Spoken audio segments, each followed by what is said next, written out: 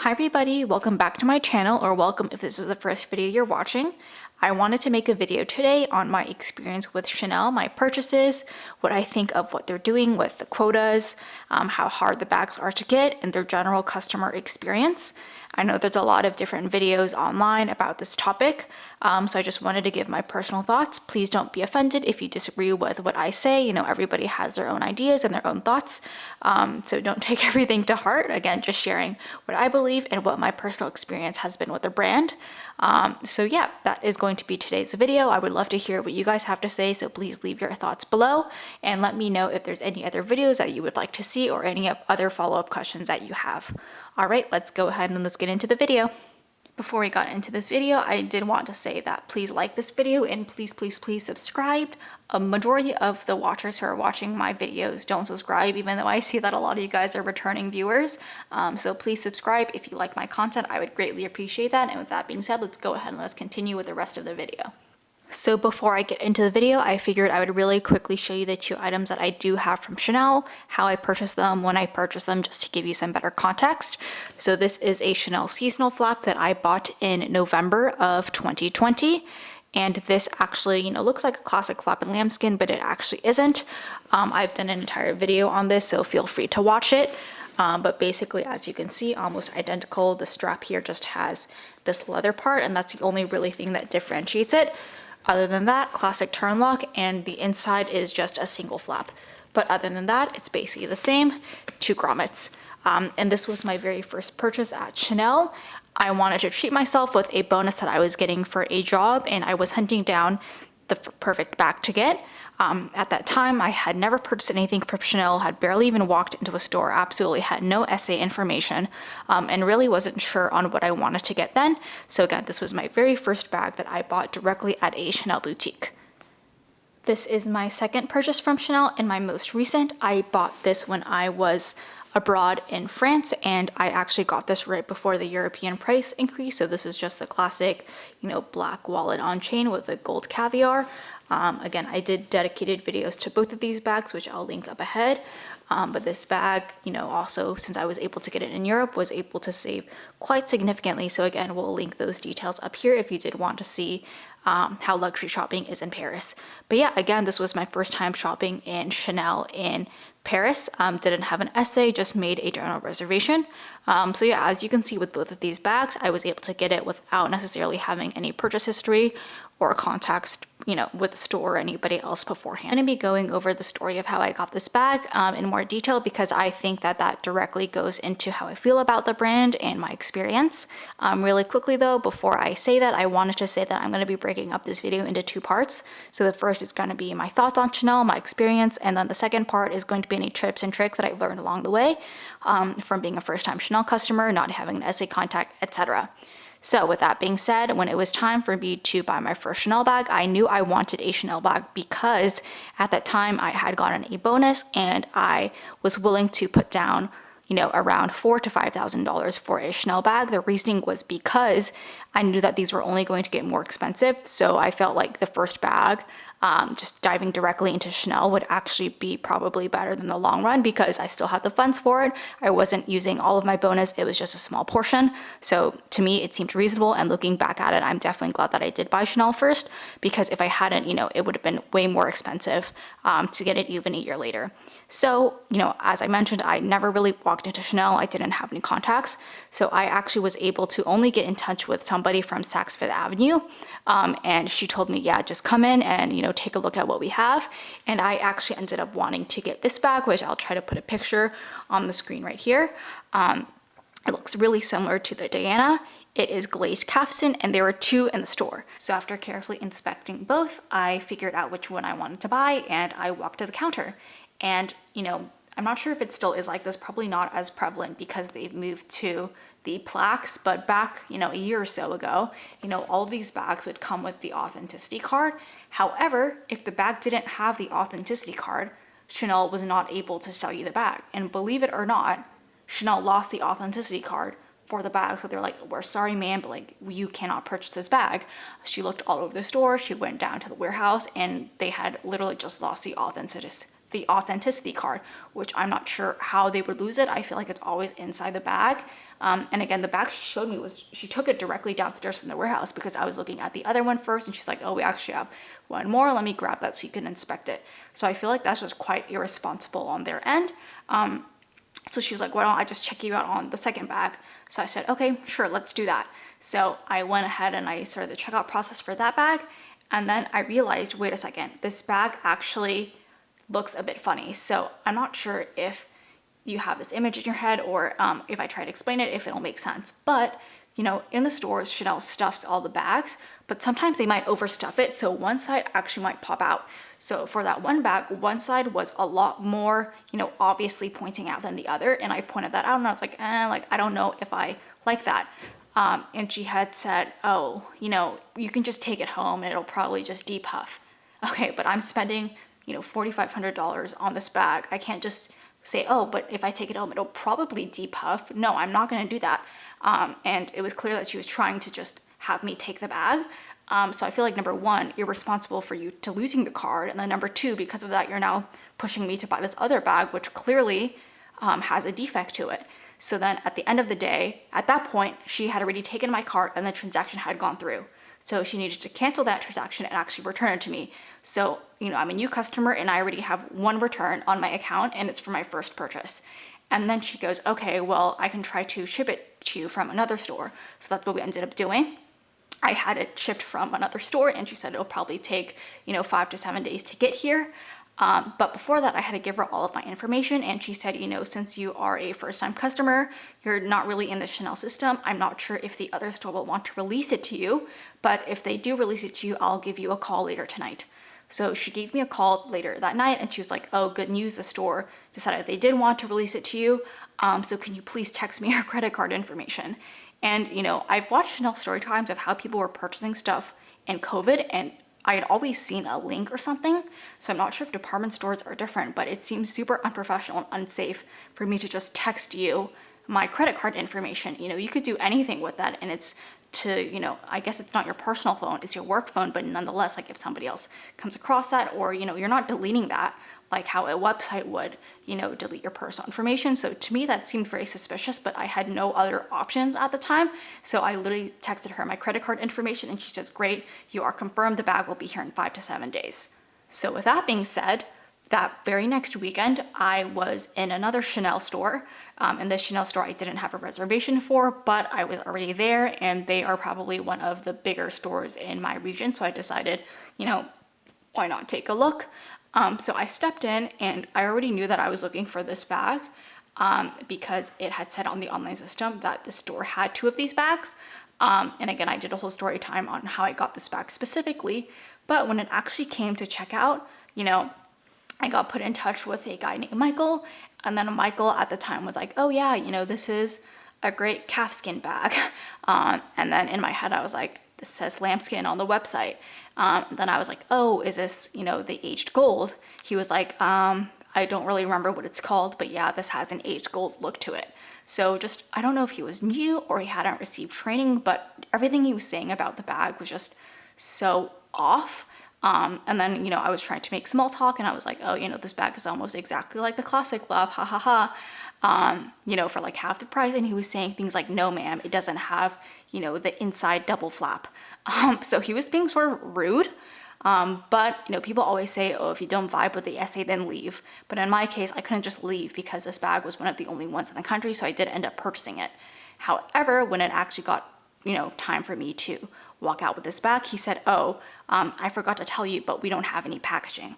So imagine spending almost $5,000 on a bag for your bag just to be put in another bag with no box, no ribbons, nothing else. And that's how you walk out. And he rest assured me, he was like, ma'am, I will make sure to ship a box to you and you will be receiving it in 7 to 14 days. And I said, okay, perfect. There's nothing I need to do for my end to confirm. He's like, no, ma'am, we already have your address on file. You're being added to the list of people who need boxes. So at the time I was sort of annoyed. I was like, how can every bag not have a box? But at the same time, I was like, okay, he assured me that he would be shipping it out to me directly. So, you know, I just left the store. So since he said 7 to 14 days, I wanted to give him, you know, closer to 2 weeks. But, it was reaching 2 weeks and I still hadn't heard anything. So, I had only been texting him and emailing him based on the business card that he gave me. And I'll try to put in a screenshot of the text that I sent, but it just hi, like, I hope you're doing well. Just following up on the box that you said should be shipped to me in 7 to 14 days, just following up if something has been sent out. And no response. And I sent that on December 8th. And my purchase was at the end of November. And again, no response. And I also sent him an email saying the exact same thing, just copying and pasting, just in case, he wasn't checking his text, but he was checking his email. And then I received nothing. And then I got an email from the general store manager. I think it was just like an automated email, how was your experience? And it goes out to everybody who purchased a bag. And I just followed up on that email being like, hi, like, I'm very happy with my bag, but, I'm a little bit confused about the status of the box and the packaging because I haven't gotten any of that. And I received no response from the journal manager either, which I'm not surprised, but I thought she would maybe prompt my essay to, maybe reach back out since I'd been following up. And then on December 9th, so, after a few days after I had sent multiple different follow-ups, I had received an email titled Remote Sales Outreach. Thank you. And it was very clearly an automated email because, I don't want to put my name in, but I'm going to attach a screenshot of the email and you can very clearly see it's an automated email. My name was in all caps. So I feel like that just shows if you're actually writing my name, you wouldn't write it in all caps. You probably just imported it first in some system. So like that's very odd. He's emailing me, but he's not replying to my text or my emails. So I followed up on that email, screenshot here, just following up.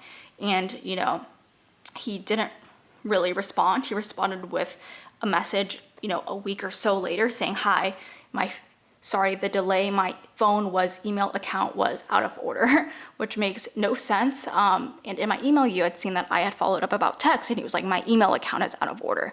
But that makes no sense. And also if you've ever been to a Chanel boutique, you see how they're always on their phones, always. So I was like, yeah, there's no way that your phone was broken because I had also seen that you had sent me an email. So you're probably just, ignoring my emails and messages and stuff. I continued to follow up and, at the end of the day, I never received any response from him. I never got a box, never got my packaging from that store. Ended up getting it from an entirely different store. So I would say that's, an example of terrible customer service, terrible client service. You shouldn't be treating your customers like that after they spent thousands of dollars. You should train your employees better. They shouldn't be losing authenticity cards. They should know the difference between lambskin and calfskin. They should know the difference between aged gold hardware, regular gold hardware, all the different types, right? They should know that, it is proper to follow up with a customer. And if they've been sending you text and emails, then you should probably respond instead of sending them an automated message. So that experience really rubbed me the wrong way. And that store, as I briefly mentioned, is one of the bigger stores in my state. So I can imagine that there's people who are probably spending way more than me. But I feel like, that's just not how you should treat a customer. I've shopped at Dior, LV before, and I have not been treated like that. And in some of those stores, I didn't even buy anything. So that really rubbed me the wrong way. Let me know what you would have done. But yeah, that was my experience buying this bag. I did want to say that, I did end up putting my name on a shipping list for another store, which did send me a box, but I happened to be in the area for the store I purchased my bag from, and I popped in, and this was 2 to 3 months later, and I said, hi, do you guys have any boxes? And in 2 seconds, they were like, no, we don't. And then the general manager happened to be there, and she said, do you have a receipt? And I showed it to her, and she realized, oh my god, like, it's been 2 to 3 months, and she still hasn't received anything. She was like, wait here, and 2 minutes later, she came back with a box, full packaging. So they clearly do have boxes. And my guess is they had gotten some in stock, obviously, while I was supposed to have gotten one, and they just were shipping it out to their VIPs instead. So again, that rubbed me the wrong way, and totally not cool. In terms of buying my wok, I would say the experience was overall a lot more pleasant. I'm not sure if this was because I bought it in France at the flagship, so they were a lot, more used to seeing tourists and things like that. But again, overall pleasant experience, no major complaints about it. One thing that I did want to note, which is sort of like adding into the previous story time, if you watched my Chanel unboxing, you would have known that one of the differences in the French stores is that they automatically give you this chain shortener. You've probably seen this in other videos, but you essentially just clip it through your chain and it shortens it. So going back to my bag right there behind this one, this bag is actually pretty long. The chain is way too long for me. I'm 5'1", so unlike the regular double classic flops where it's really hard to wear this bag crossbody, for this bag it was actually too long, and I had seen that Chanel stores were, giving these out to customers. At that time, I didn't know that it was much more of a thing in Europe and that the US stores didn't really carry it. But I went to a Chanel store asking like, hey, this bag is too long. Do you guys have the chain shorteners? And then the woman looked at me like I was crazy and said, ma'am, we don't have those. I don't know what you're talking about. We don't shorten bags. And just walked away. So very rude. Again, I'm not sure it's just the areas that I'm going to where, my state and my city, they don't have friendly Chanel employees. But I've been really turned away with Chanel, purchases in the US, and I really don't know, if I'm going to continue to purchase there. Number one, the prices are crazy, but number two, I don't want to be paying that much to be treated like that. So yeah, let me know what you guys think, what you guys would have done. If you guys even would have gone through the purchase to begin with, if your essay was that knowledgeable, or if you think I'm totally overreacting. And I know at the end of the day, like, these are all first world problems. This is not a problem at all in the grand scheme of things, but it's just funny to joke about and, think about how much money we're spending on our purchases and what type of service we're receiving. So yeah, I would love to know what you guys think about that. Other than that, now I wanted to touch on the second part of the video, which is, how I feel about all the Chanel quotas, how I feel about the lack of inventory and things like that. I think there's been so many videos posted on YouTube of, is a Chanel Classic Collab worth it? And I'm not going to go through that. I think worth is intrinsic to each person. Everybody has a different idea of worth. But what I will say is that what Chanel is doing is working. Them increasing the prices, them making limited inventory, having quotas, it makes a sense of, desire where you're like, ooh, I want something that's hard to get. And there's been plenty of studies, business cases done showing that the more limited a value is, the more that somebody wants it. So let's say somebody comes across that item and it's not something that they necessarily wanted, the limited, edition of that item makes them want to buy it. Ooh, if I don't buy it, I might not be able to come across it again, so I might as well just buy it now. I will say that is 100% working, and some people are falling for it. And I've definitely seen this in store. Let's say there's only one more classic flap left and it's in a light lambskin color. And even though lambskin may be more durable in the long run, short term, if you don't take care of it, it's going to look bad. The scratches, all of that, especially if it's just on the floor. So I've seen where I go into a store, ask for a classic flap. They're like, oh, this is the only one I have left. I take a look at it and there's just no way I would ever purchase that.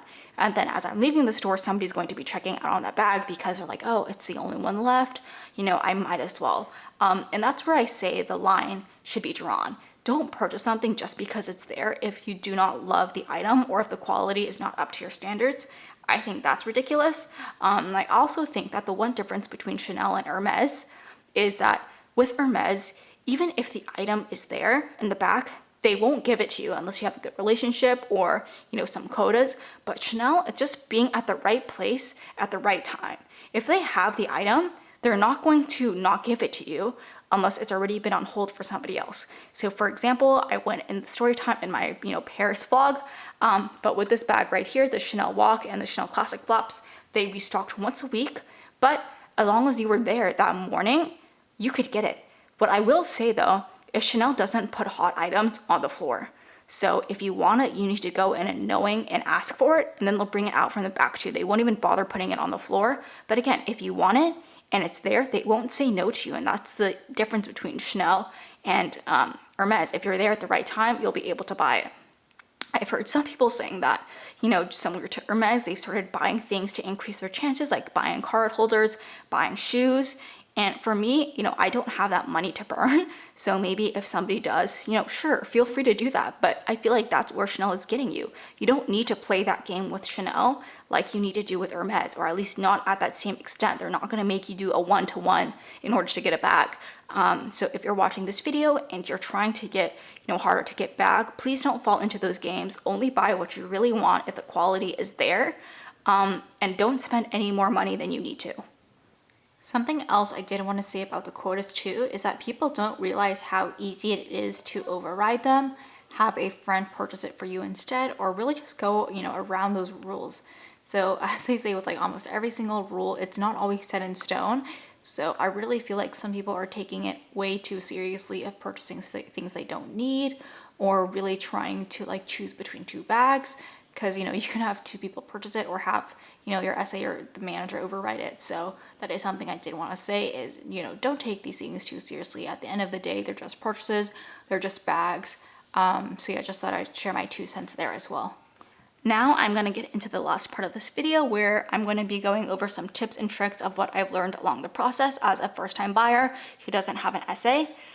First, if you are looking to, buy something, actually be 100% sure about it before you go through with the purchase. So, looking back at my experience, the first bag where she somehow checked out, and I guess maybe it was partially my fault for not being proactive about it, but somehow she managed to check out the bag, even though it was defective, and I hadn't for sure said like, oh, like I want to take home this bag. But that was my first purchase. And then, after I bought this bag, I did end up having to return the second duplicate bag that was shipped to that store to replace the quality issues of the first one. So those were 2 purchases on my account that I already had to return.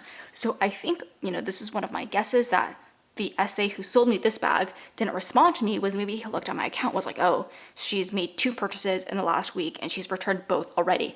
And maybe he was scared that I was going to return this bag, so he didn't even want to bother, replying back to my emails or my messages or sending me a box because, what if I return it?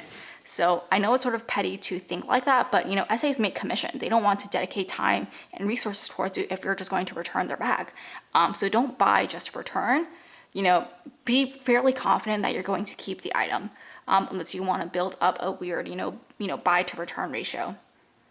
Second, go to a store that is in a department store because it's usually easier to get into and usually easier to override rules. There's also just usually less of a wait. So for example, at a regular Chanel store, I think they are more strict about, if you don't have a purchase history, we're not going to ship you or allow you to order a bag from another store. But at Saks actually has a partnership with American Express. So if you have an American Express Platinum, for some reason, like the membership sort of carries over to Chanel, and she was like, oh, do you have an American Express Platinum? I didn't, but my partner did. She's like, okay, like if we put this on the American Express Platinum, it's more likely to get approved. So that was interesting, but I did want to note it. I feel like people there are also a little bit more friendly. One funny story is the department store, Saks, actually sent me a holiday brochure, even though I ended up returning like both items from that bag. But the store that I actually both items from that store, but even though I made a purchase from this actual Chanel store, received absolutely nothing. So that is one interesting to note. I think because a lot of people don't shop in department stores, it's also probably easier to build a connection with your SA there. If you are in the scenario where you do have to order a bag from a different store, have it be ordered from the store that has the most existing inventory. So for example, if you have the choice between 2 stores that both have the Chanel Walk, one store only has 1, and the other store has 5, not a likely scenario right now, but just an example, the store that only has 1 might not be willing to forfeit it to you because they want to sell it to their own customers. However, if the store that has 5, they're more likely to be like, oh, well, we already have 5, even if we let 1 go, that's, we still have 4 more in stock. So definitely go with a store that has the most left, because what I didn't know is it's not like you purchase the bag and then it automatically gets shipped from another store. The other store has to agree to forfeit that bag first. So make sure that you approach a store with the most inventory. So yeah, that wraps up my video for today. Again, would love to hear your thoughts. Would love to know what you guys would have done if you were in my situation, if you think my situation is normal, if I'm completely overreacting or anything like that. Happy to do other story times if you like this content. I do have a story time about this Cartier love ring. I know it's being washed out right now, but I do have a story time about my customer experience there, if you guys would want to hear it. My next video is going to be the YSL Toy Lulu and how to wear that in multiple different types of ways. I know I said I'd be doing a video soon on that, but I'm actually waiting for a few more items to come in, so just wanted to have that video, fully ready to go instead of, posting it and then having to post an updated version in a little bit. So yeah, with that being said, thank you so much for coming to my channel and have a great rest of your day.